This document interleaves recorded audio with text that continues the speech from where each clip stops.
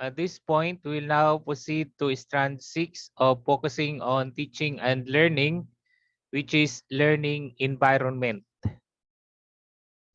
So we're done with strand 5 last um, session, which was about learning assessment. Now let us proceed to learning environment. And if we will still have time later on, we'll proceed to strand 7, uh, which is about guidance and counseling. So to start with, let us have first the different career stages under this strand, strand 3.6, learning environment. Under this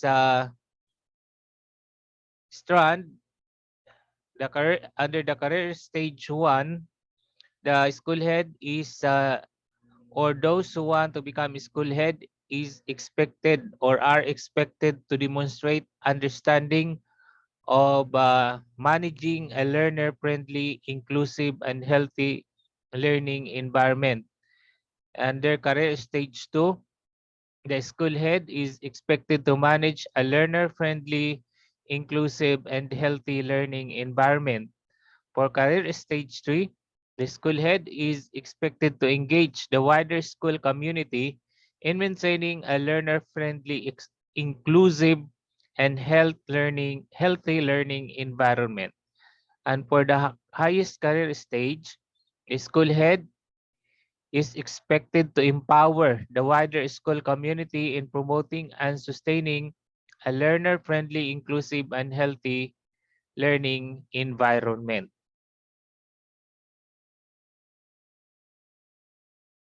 So learners in supportive environments have high levels of self-efficacy and self-motivation and use learning as a primary transformative force. This is according to www.iba.unesco.org. So even in our DepEd vision, mission, and core values, uh, supportive environment is is given primary concern in our DepEd mission, vision, and core values, particularly in the mission that yung ang binibigyan talaga ng importansya ang supportive environment para magkaroon ng effective learning ang mga learners sa mga school sa Department of Education. So learning environment according to educationglossary.org or edglossary.org refers to the diverse physical locations, contexts, and cultures in which students learn. So the term also encompasses the culture of a school or class, its presiding ethos and characteristics, including how individuals interact with and threat one another, as well as the ways in which teachers may organize an educational setting to facilitate learning. So when we say learning environment, it does not mean only the physical structure of the classroom, does not refer only to the campus, the physical structure of the school buildings, and things that we see around the school and the school campus and the classroom. Learning environments also include the culture, also the climate of the particular school, the characteristics, the ethos, the values of each individual who are part of the school, and particularly all the stakeholders. So in the point of view of the learner, isa sa learning environment, of course, is yung teacher and all the school personnel in the school. So pati na yung mga learning materials, ang lahat nakapaligid sa kanya ang kanyang mga kaklase, kung anong klaseng merong mga estudyante meron sa isang paaralan, kung ano ang uri ng pamamahala ng isang school head, form part of all of these form part of the learning environment. So kung magagaling ang mga guro at as well as magaling ang school head at napakaganda ng physical structures at appearance ng school at friendly ang lahat ng nandoon, so it means na ang learning environment is very positive at saka motivating. So walang nangyayaring bullying at saka pag-aaway-away ng mga school personnel. So we can say that the learning environment and the atmosphere is positive. Research has shown that an engaged learning environment increases students' attention and focus, promotes meaningful learning environments, encourages higher levels of student performance, and motivates students to practice higher level thinking, higher level critical thinking skills. So since part ng learning environment ang mga teachers as well as the school head, so tama po si Professor Clarita Carlos na sabi niya na kailangan para magkaroon tayo ng effective learning ay kailangan yung magagaling na mga guro, matatalino na mga guro.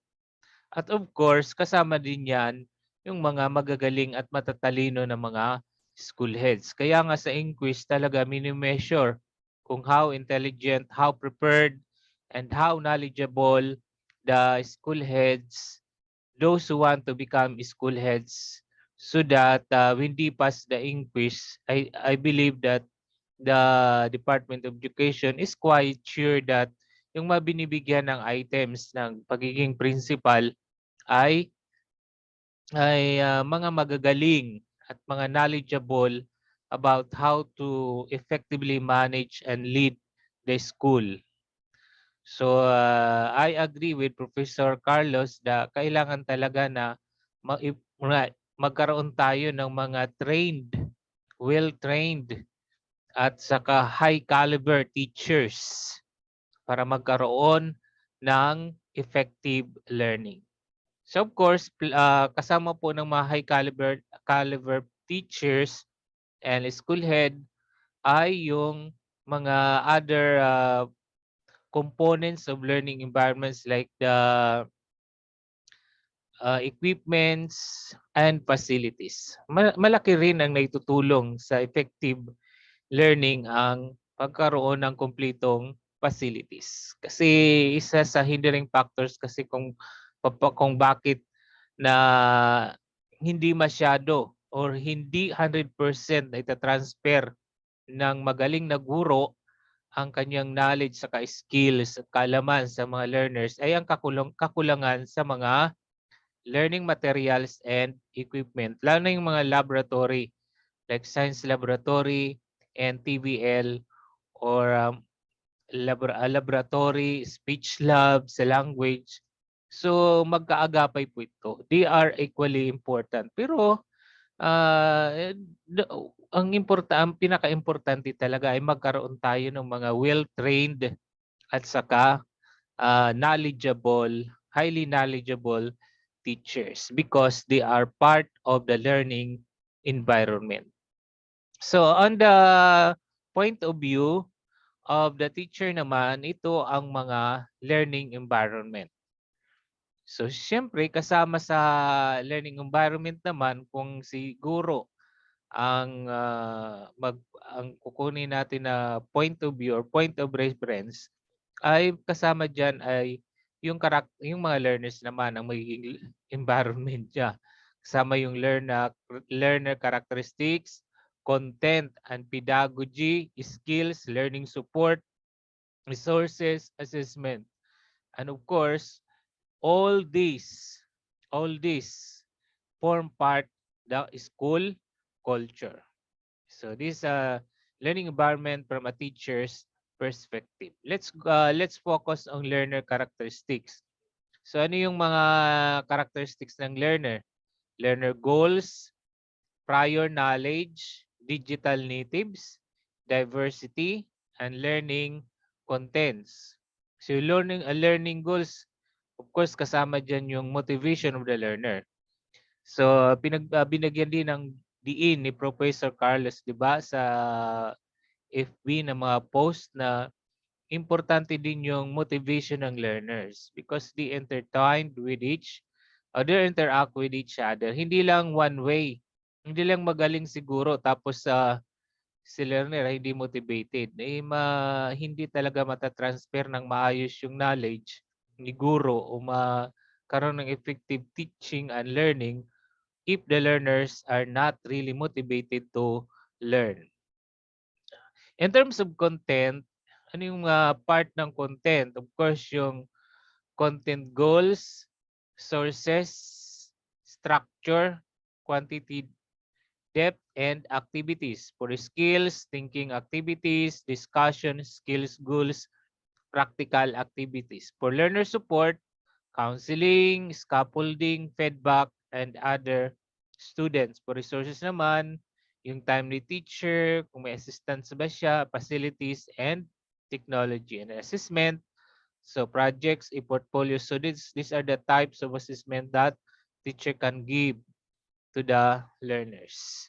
So this is again the learning environment from a teacher's perspective. So if we will get also the perspective of the learner, so syempre kasama sa learning environment, once again, I will repeat that it would be kasama din si teacher. So let's come to this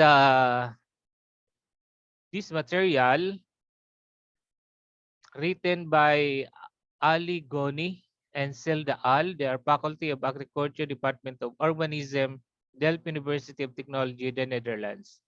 The research about effective learning environments in relation to different learning theories. Yung mga structure pala sa ating eskwelahan, mga paaralan, even the arrangement of tables and chairs inside the classroom and the corridors, arrangement in the corridors, the orientation of the buildings, kinds of buildings that we have, the positions of the buildings are theory-based pala yun. Hindi basta-basta pala tayo naglalagay ng kung ano-ano sa ating mga schools na hindi naka-anchor sa isang theory. So let's have the behaviorist learning theory in reference against to learning environments. So ano ba yung mga learning environments na nasa ating school na naka-anchor doon sa behaviorist learning theory? But before that, let's review about behaviorist learning theory. So behaviorist learning theory, behaviorism concerns the observable change in behavior. Yung to see is to believe. Behaviorists believe that learning is provided by a change in actions through an explorative process. It exposes individuals to external stimuli until a desired response is received. In these schools, knowledge is transferred by the teacher while the learner is a passive participant.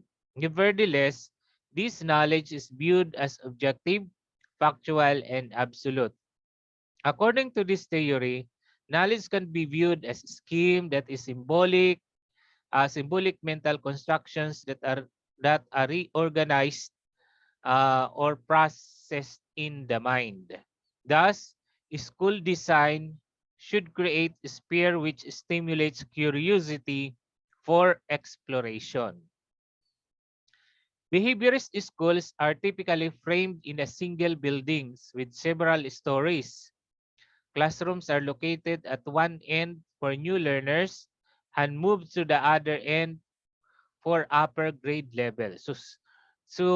Ang atin palang pag-assign ng mga rooms for grade level, halimbawa, ang unang room ay for grade 1, sunod naman ang katabi ay grade 2, katabi niyan grade 3, katabi niyan grade 4, ay base pala ito sa behaviorist theory.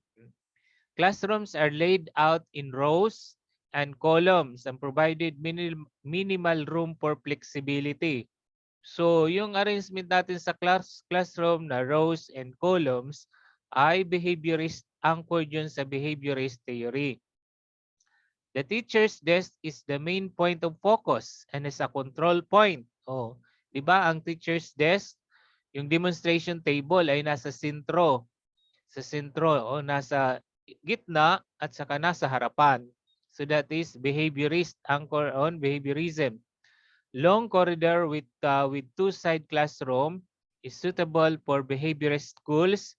This kind of arrangement provides desired responses of the teacher-centered education. So yung behaviorism is teacher-centered education.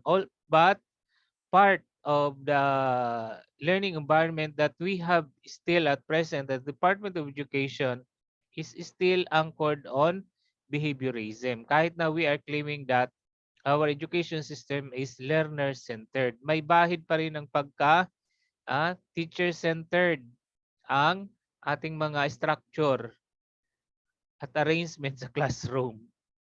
Okay? So ito po ang sa behaviorism, classroom arrangement. Tingnan niyo, 'di ba? Katulad din 'yan ng arrangement natin sa mga classrooms natin, 'di ba? So effective physical environments for behaviorist learning theory. Remember that behaviorism is teacher-centered. Diba? Nasa gitna si teacher. Nandoon sa front at nasa gitna, nagsasalita at nag-ano ng leksyon. So even though we're claiming to be learner-centered, there is still part of our culture and activities and arrangement in the school and the classroom in particular are anchored on behaviorism. Now let's come to cognitivist learning theory. According to this theory, children need to explore, manipulate, experiment, question, and to search for answers by themselves. So isa ito sa mga theory ng K-12, di ba? Thus, school design should create a sphere which stimulates curiosity for exploration. Schools follow this theory are typically laid out like campuses and open frame. They are usually single or two-story buildings connected by various walkways. Di ba? Sa ating iba-iba ng mga buildings tapos may mga walkways. So that is cognitivism. Yung behaviorism naman, iisang building lang siya. Isang building pero many story. Sa cognitivist learning theory naman, ang mga buildings ay can be single or two-story pero magkakalayo, iba-ibang mga buildings and they are connected by various walkways. So ito usually ang arrangement natin sa ating school, ng ating mga school buildings, which provided opportunities for the students to interact with the outdoors supporting ang explorative approach. So may mga tanim-tanim pa dyan, di ba? May garden, merong inside mat garden, merong makabayan garden, o kung ano-ano pa ng mga struktura sa loob ng paaralan. So that is because of all these things are anchored on cognitivist learning theory. Ito na po ang effective physical environments for cognitivist learning theory. So may corridor siya, yung mga building layo pero connected with corridors, tapos may mga outdoor mayroong schoolyard. So 'di ba sa atin may playground kung saan nakapaglaro ang mga learners. At iba pa nga may mga structure kung saan parang children's park ang dating. So that is for cognitivist learning theory. Now let's come to constructivist learning theory, which is the mother theory of the K-12 curriculum of the Department of Education. So constructivism assumes that learning is a process of constructing knowledge rather than acquiring it. It takes the learner's social, cultural, and contextual conditions into consideration and theorizes that the learner construct knowledge through experience. So ang term talaga na mostly connected to constructivism is construct knowledge. Yung learners ay nagko-construct, bumubuo ng knowledge, ng sarili niyang knowledge sa kanyang isipan sa mga base sa kanyang mga na-experience. In other words, learners interpret new information through their contextual experiences and build on their existing knowledge from the conclusions reached during the assimilation of new knowledge and reflections on it. We have already discussed this matter, diba, doon sa ating previous sessions. In suitable school environment for the constructivist theory, corridors can be designed as a learning space and place for a social interaction instead of long corridors which serves only for circulation. O syempre, dahil wala corridors, pwedeng gawing learning space. Diba doon sa mga corridors, merong mga kapag dumadaan ang mga learners, mayroong mga educational materials, mga tarpaulins, mga bulletin boards, 'di ba? Kung minsan ginagamit din ito na activity area ng mga teachers lalo na kapag kulang sa classroom. So doon sa behaviorism, ang gamit lang po ng corridor ay daanan lamang. Pero sa constructivism, ang corridor ay hindi lamang daanan kundi ginagamit din ito as learning space and place for social interaction. Then and classrooms can be designed as articulated spaces where children can study by themselves or within a group because students sometimes need places to be alone for intrapersonal intelligence and sometimes for active social interaction for interpersonal intelligence. Kaya kung minsan si teacher ay rini-rearrange ang mga upuan at saka mga desks para po sa group activity. Kung minsan, inilalagay ang mga upuan, mga desk sa side, sa mga gilid ng classroom at open yung classroom, yung center ng classroom at meron silang mga activity, group activity na ginagawa. Tapos, after that, binabalik naman sa dati kung saan nasa column at saka rows ang arrangement ng mga learners para po sa interpersonal intelligence. So ito po ang effective physical environments in Montessori School which is anchored on constructivism. So may mga spaces para sa mga estudyante na gustong mapag-isa at mag-aral na mag-isa. May mga spaces naman or mga parts ng school na pwedeng maggrupo-grupo ang mga learners para sa social interaction or group activity. Now let's come to experiential learning theory. Experiential learning theory is a holistic perspective on learning that combines experiences, perception, cognition, and behavior. The theory emphasizes that the central role of experience in the learning process. It is a continuous process grounded in experience.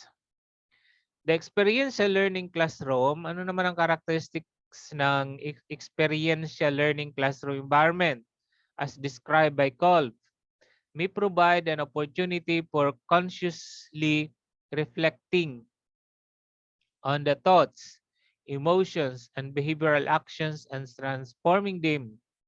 Accordingly, corridors, canteen, outdoor places, etc. can be designed for group learning to provide social learning and stimulate the social brain. Turning break spaces into social area for conversation, classroom design may have flexible properties and allow for multiple choices and instruction of learning. Experiential learning can take place inside the classrooms and outdoors.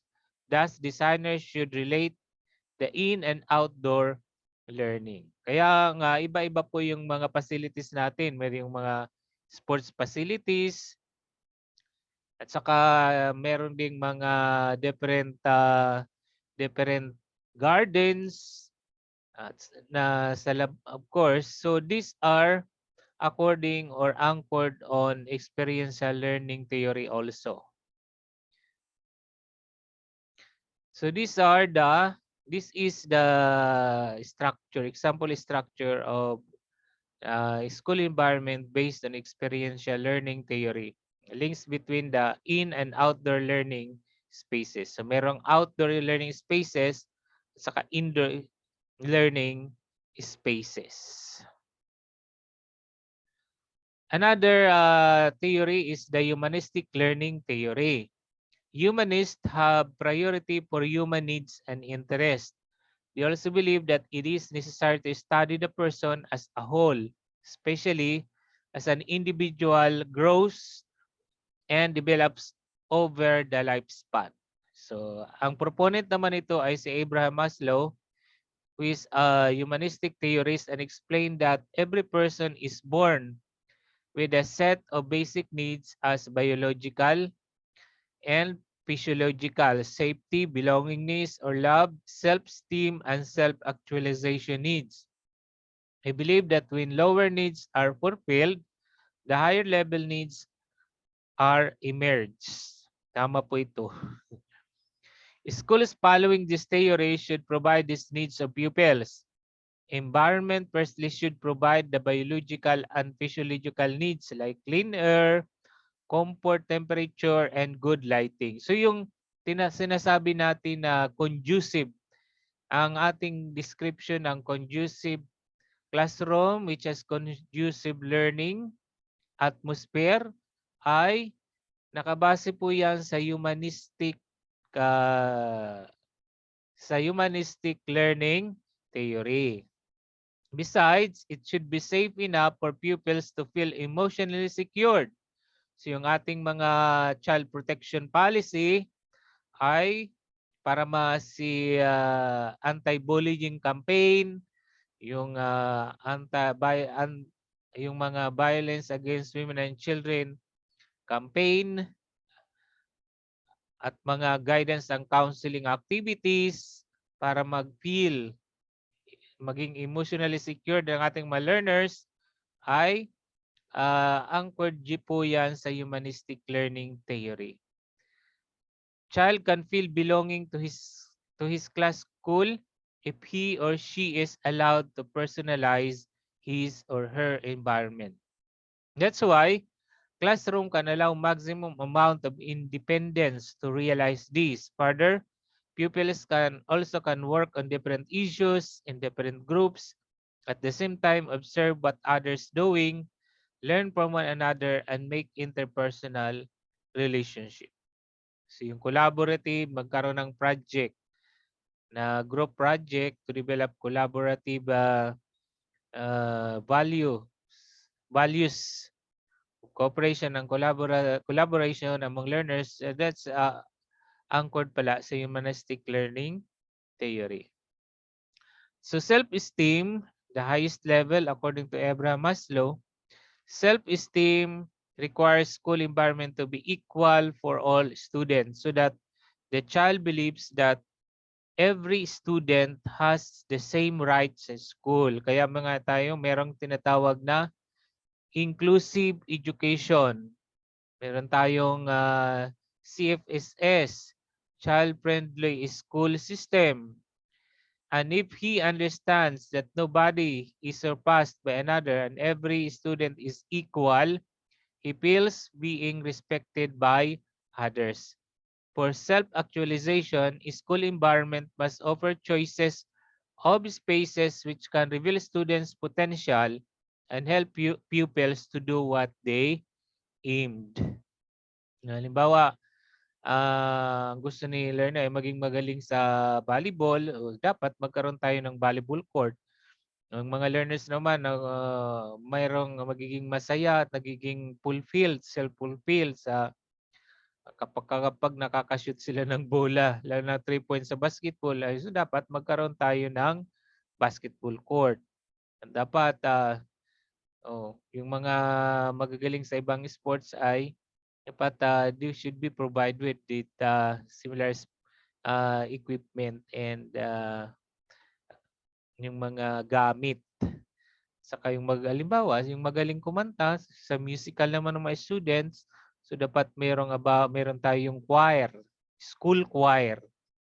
Tapos meron namang yung mga grupo ng magagaling sumayaw, dance company. So that's why we have different organizations and glee clubs in the school. That's because all of these things that we're doing are anchored pala sa humanistic learning theory. These are this part of learning environment. So let's come to social situational learning theory. Social situational theorists emphasize that learning takes place in social relationships. Social learning theory posits that people learn from observing other people. Correct. By definition, such observations take place in a social setting. According to Bandora, most human behavior is learned observationally through modeling. By observing other ones, they conceive idea about how new behaviors are performed, and eventually, this coded information serves as a guide for action. This theory interprets learning process as an interaction observation in social context. So, di ba, meron tayong kasabihan kung ano ang nakikita ng mga bata sa mga nakakatanda o nakatatanda, maliman o tama ay puro tama sa mata ng learners. So, paano natututo manigarilyo ang isang bata, 'di ba? Sa pag nakikita niyang naninigarilyo ang kanyang mga magulang at mga nakakatandang kapatid. Paano natututong magmura ang isang bata na 5 years old pa lang? Hindi ba dahil sa pagmumura ng mga nakatatanda sa kanya o nakakatanda sa kanya? So this is according to social situational learning theory. So kung ano ang nakikita ng mga learners ay kanilang kinukopya. Kaya yung mga dapat talaga yung nasa kinder at saka K to 3 ng mga teachers ay magagaling, lalo na sa reading, sa pronunciation, sa pagbabasa. Kasi modeling kasi, explicit teaching at saka modeling ang pinaka-angkop na teaching strategy sa K to 3 is according to social learning, situational learning theory through modeling. So ito po ang spaces for social learning and interpersonal relationships. So meron siyang part na pwedeng mag-usap ang dalawang bata, meron namang in group, meron mga gustong mag-isa lamang, at saka may mga spaces in between din. So those are the different learning theories kung saan naka-anchor pala ang ating mga structure at saka yung mga physical environment arrangement natin sa school. So next time na magre-arrange tayo ng ating mga na magre-design tayo, restructure tayo ng ating school at saka ng redesign ng mga classrooms, dapat pala nasa isip natin ay yung iba't ibang mga learning theory. Ito, anong theory? Halimbawa, tatayo ka ng isang structure sa school, dapat theory-based pala. Hindi lang basta-basta maglalagay pala tayo ng kung ano-ano sa school na hindi naka-anchor sa theory. Now, let's come to 10 characteristics of a highly effective learning environment according to teachthought.com.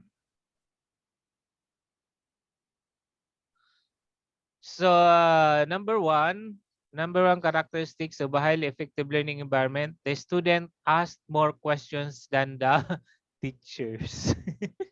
Kung si teacher pala ang nagtanong ng tanong, Hindi pala yung highly effective. Tingnan natin, it's according to teachthought.com. Number one characteristic is that student asked more questions than the teachers. Number two, questions are valued over answers.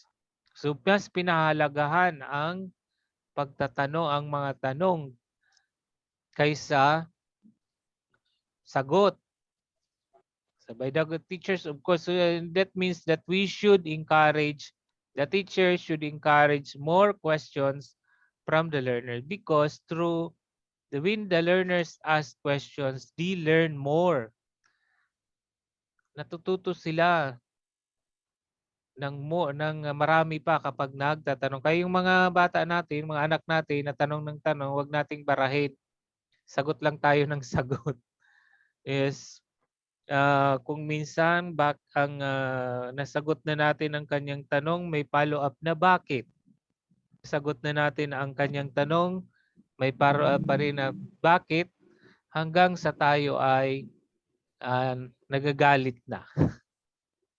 Number 3 is ideas come from divergent sources. Ideas come from divergent sources. That means that kapag sinagot ni teacher ang mga tanong, uh, dapat well-versed siya, dapat marami siyang sources na alam para sagutin ang tanong. Halimbawa, ang tanong or pag nag-i-impart naman ng mga ideas or mga content si teacher ay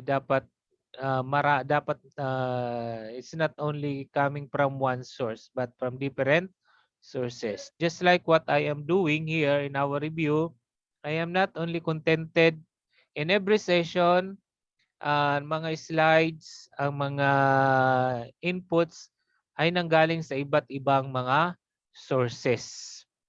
So ito na characteristic of a highly effective learning environment. Sa ibang source naman ito. Ang unang part sa ibang source, yung about sa mga learning theories related to physical structure, physical environment, or school environment, ibang source din yon. So number 4, a variety of learning models are used. Teaching strategy po ito. So of course, hindi lang palaging chalk and talk si teacher.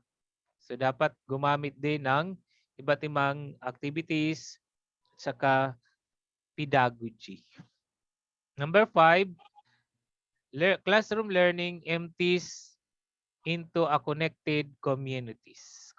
Classroom learning meaning dapat i-connect natin sa real life situation ang mga natutunan at ini-impart natin sa classroom. Kung paano ito i-apply ng mga learners doon sa actual nila na pamumuhay, lalo na sa kanilang community. Number 6, characteristics of a highly effective learning environment is that learning is personalized by a variety of criteria. Sa learning, dito na po pumapasok ang contextualization. And then number 7, assessment is persistent, authentic, transparent, and never punitive. Ay, never punitive. Parang hindi negative, hindi parang punishment sa mga bata at hindi kakadismaya. Ang dapat ini-enjoy ng mga learners ang assessment. Hindi na parang problemado pakarinig pa lang ng assessment ay namumroblema na ang learners. It's not like that. So it should be authentic. So based on the real life situation, context of the learners, transparent, alam ng learners kung ano ang ina-assess sa kanya and how are the learners are graded and rated on that assessment. So number 8, the criteria for success is diverse, transparent, and co-created with students and families. I believe that we already discussed this matter about assessment, diba? Then number 9, learning habits are constantly modeled. Learning habits are constantly modeled. Who are the model? Of course, the teachers. And of course, all the people, diba, it takes a village to learn to educate a child. It's not only the responsibility of the teachers and the school heads to educate and to educate the child. It's all the people that surround them. And number 10, there are constant and creative opportunities for practice and growth. Again, there are constant and effective and highly learning environment. There are constant and creative opportunities for practice and growth. So this is about K to 12 pedagogy, diba? Different learning teaching strategies ang ginagawa, iba-ibang assessment strategy at activities. Pumapasok din dito ang differentiated instruction in which ang titingnan natin lahat ng naman Mati. Mati. Naturong ka lang.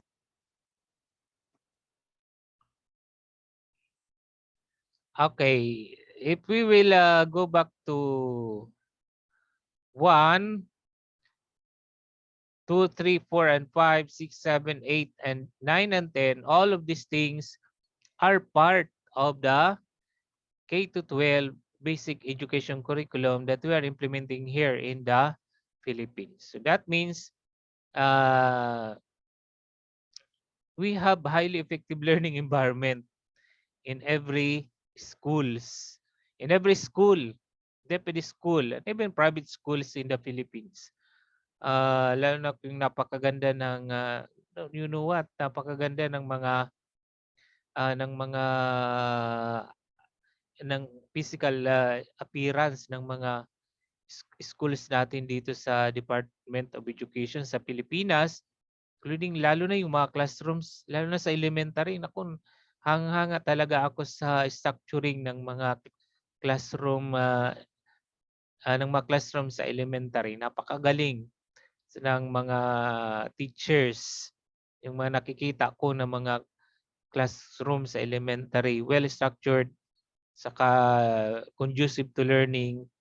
So that means that napaka conducive to learning po talaga ang mga classrooms natin generally sa Department of Education, which includes also the high school, junior high school, and senior high school. Okay, before we proceed to